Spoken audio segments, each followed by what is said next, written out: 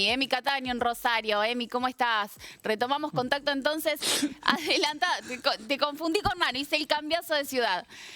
Charlábamos hoy más temprano, Sí. de la condena al Banco Macro, bueno, una condena también por estafa que nos pone a todos en situación de que hay que estar muy atentos con este tema. Exactamente, atentos, sino también tener en cuenta las herramientas en caso de ser víctimas de este tipo de estafas. Te decía hoy que nos hacemos los Instagramers nosotros y ya como que la tenemos reclara, que no nos va a pasar, que esto le pasa solamente a gente grande. La verdad que las herramientas, la capacidad tecnológica que tienen los estafadores es muy importante. Cualquiera de nosotros puede ser víctima de este tipo de estafa. Bueno, el doctor Lucas Aquino nos va a dar un panorama acerca, sobre todo, de lo que fue esta sentencia que, bueno, decide que el Banco Macro es responsable justamente por la falta de seguridad en un caso de no sé bien ni siquiera el nombre, no solamente me lo vas a tener que explicar vos, pero sé que termina con ING. Sí, es un caso de phishing, ¿Qué significa eso? un término del derecho anglosajón. Sí. Es un delito informático, básicamente, y es cada vez más extendido en la práctica, como vos bien decías, las plataformas electrónicas que ponen a disposición las entidades financieras van evolucionando. Hoy todas las transacciones bancarias se llevan a cabo mediante home banking, y eso obviamente que trae aparejado todo un montón de cuestiones de este tipo, de perfeccionamiento en los actos delincuenciales, y bueno, eso requiere de una predisposición del banco a redoblar las obligaciones de seguridad y cuestiones relativas a la protección del consumidor. No perdamos de vista de que nos encontramos ante una relación de consumo. Cuando se establece un contrato entre un banco y un usuario, es un derecho, está enmarcado en el derecho de consumo, en una relación de consumo, y como tal va imbuido de todo un derecho protectorio para con el consumidor y de obligaciones que son inherentes, en este caso, a las entidades financieras. Doctor, ¿cómo fue este caso puntualmente que lleva al banco a tener que ser responsable justamente de un delito digital? Bien, en este caso en particular hubo una sustracción en este tren de cuestiones de delitos informáticos y de estafas electrónicas, en el cual se sustrajo al cliente una suma de dinero, una importante suma de dinero, que iba desacompasado con las transacciones que llevaba a cabo habitualmente el cliente, que eran montos mucho menores, y a usuarios y a remitentes de las transacciones más bien definidos. Esta era una transacción, como dije, de una importante suma de dinero a un usuario que nunca había comercializado con el cliente, lo que eso fue acogido en el fallo de que el banco, cuando ve esta situación, que si un cliente lleva a cabo siempre las mismas transacciones, las mismas personas, y de repente le aparece otra transacción por un monto muchísimo mayor y a otra persona no habitual, se tienen que redoblar las obligaciones de seguridad, no solamente la cuestión de token, de notificación vía SMS, sino que hay que limitar la transacción para recabar cuestiones de seguridad, que fue lo que dijo el fallo, lo que nosotros sostenimos en el escrito de demanda, y bueno, eso tuvo acogida y se reconoció el derecho del cliente no solamente a que se le devuelva el dinero que se le sustrajo actualizado, sino también a la petición del daño moral que nosotros sostuvimos y que el juzgado reconoció. Por primera instancia. Yo quiero aclarar que este es un fallo de primera instancia que todavía no está firme y que requiere, en caso de que el banco apele, de una intervención de instancias superiores. ¿Habitualmente las entidades bancarias en estos casos apelan o bueno entienden por una cuestión también de imagen, por una cuestión de responsabilidad y de respaldo del banco, no apelar y poder cumplir con lo que dice el juez? Mira, nosotros los abogados en general tenemos una obligación de apelar, ante un fallo desfavorable tenemos obligación de apelar, eso es una cuestión que dependerá del banco, la política que llevan a cabo. Obviamente cada decisión tiene sus pros y sus contras, si va a cámara puede salir bien, se puede dar vuelta, si no, se van a acumular costas y demás, pero eso dependerá obviamente del banco. Bien, la pregunta que sigue tiene que ver justamente con qué tenemos que hacer en caso de ser víctimas. La desesperación es inminente. Uno llama al banco, se va a volver loco, se va a pelear con el telemarketer, hasta el gerente va a ir a la puerta, se va a querer encadenar en la puerta. ¿Cuál es el trámite o por lo menos cuál es el camino que tengo que seguir en caso de caer en esta estafa? Como primera medida, normalizarlo. Esto nos puede pasar a cualquiera. Los casos, como arrancamos la nota, de phishing están cada vez más perfeccionados. Los delincuentes van perfeccionándose en los mecanismos para captar las claves y las contraseñas de los clientes. Y bueno, en ese sentido, cuando constatamos que efectivamente se nos debitó un monto de dinero en nuestra caja de ahorro, inmediatamente dar aviso al banco o a la billetera virtual, a quien sea, que corresponda a los efectos de noticiarlo, y se lleva a cabo la denuncia administrativa y los pasos de rigor a los fines de que el banco constate cómo fue el desarrollo y el camino de esa transacción.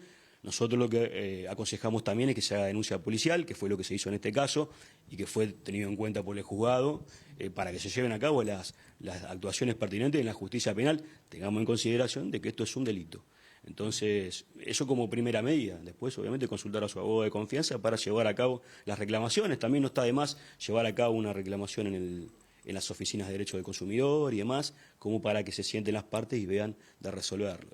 Tengamos en consideración que la instancia judicial es la última ratio ante la imposibilidad de que se vean reconocidos los derechos del consumidor cuando se sucede un caso de este tipo. ¿Un proceso de cuánto tiempo para también visualizar un poco cómo fue todo este camino, ¿no? Sí, no, el proceso judicial dentro de todo hoy hemos avanzado, la oralidad ha avanzado en ese sentido y han acortado bastante los plazos procesales. Este expediente, si no me equivoco, lo comenzamos en 2023 más o menos, o sea que, y ya tuvo sentencia ahora, o sea que los pasos son rápidos. Los abogados tratamos de movernos rápido, el juzgado también, para que la sentencia, en cualquiera sea su sentido, salga lo más pronto posible. Nosotros entendemos también, como operadores de la justicia, de que una solución que llega tarde no es solución. Entonces hay que arbitrar los métodos para que la solución llegue rápido. Por último, el fallo indica no solamente el resarcimiento económico, también lo que marcabas vos, teniendo en cuenta el daño y el perjuicio, pero por otra parte, ¿obliga a ajustar las tuercas en cuanto a seguridad al banco? Claro, desde ya hay una profusa narrativa respecto del Banco Central, de las obligaciones que tienen que llevar a cabo los bancos para salvaguardar este tipo de casos. Los bancos están obligados a llevarlas a cabo y, como te decía, hay mecanismos que son de sencilla resolución que pueden llegar a evitar este tipo de casos. Inmediatamente que el banco constate una transacción inhabitual, por llamarlo de alguna manera, bueno, efectivamente, inmediatamente paralizar esa transacción, comunicarse con el consumidor y bueno, ver si efectivamente el usuario quiso hacer esa transacción o si estamos efectivamente en un caso de phishing. Doctor, muchísimas gracias. No, gracias a ustedes.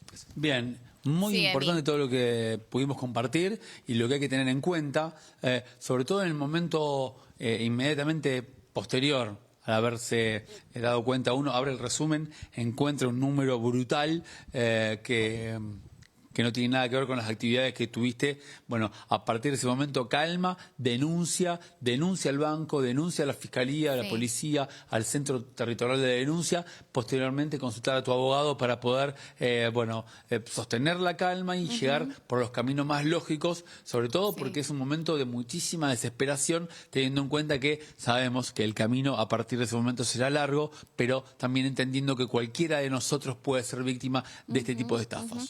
Vos sabés que pensaba recién mientras escuchaba la entrevista, claro, hay un cambio de tendencia, justamente, bueno, a tener una mirada mucho más benévola con los consumidores, que además en este tipo de casos uno no sabe con quién hacer la contraparte. Cuando llamas al banco no sabes con quién vas a hablar. Es muy difícil trabajar con las entidades de este tipo de problema, pero se está instalando ya una reversión, una mirada ya más de beneficio al consumidor, teniendo en cuenta estas cuestiones, y lo otro, hay un muy buen funcionamiento de defensa del consumidor, de un montón de organizaciones e instituciones que ayudan mucho en ese proceso, así que son buenos lugares a donde recurrir también cuando uno se enfrenta con estas situaciones. Exactamente, en la ciudad de Rosario, Defensa Consumidor Municipal en calle Córdoba, entre la Pri de Maipú, en la calle, en el pasaje Álvarez y Paraguay también, la oficina de Defensa Consumidor. Son lugares donde van a recibir tu denuncia, tu caso, pero sobre todo va a haber contención. Es muy importante porque tengamos en cuenta que post pandemia las entidades bancarias transformaron definitivamente el modo de atención presencial y puede llegar a afectar un poquito más la demora. Llegás y quizás te dan un papelito y tardás 2 horas en que te atiendan. Eso te puede llegar también a complicar un poco. Sobre todo porque estamos hablando de montos muy grandes y lo que puede generar eso en nuestro cuerpo. Te pones muy nervioso, no es algo fácil, no es una situación de papeleo simplemente. Además, podés sentir que perdiste gran parte de tus ahorros, por ejemplo. No, digo, a todo el mundo algo le ha pasado. Recién escuchábamos el caso de transferencias, pero digo, sino que te aparezcan compras en la tarjeta de crédito que no has hecho. En este recorrido, en este tiempo donde ya las transacciones digitales son tan habituales, todo el mundo tiene alguna historia que le ha pasado. Y es muy importante este dato, ¿no? No compartir las contraseñas, tratar de trabajar siempre en lugares un poco más cercanos, no estar haciendo una transferencia en el colectivo y sobre todo esto, ¿no? Guardar celosamente este tipo de datos, no compartirlos. Nadie te va a pedir una clave, nadie te va a pedir una clave ni un detalle de tu cuenta bajo ningún concepto.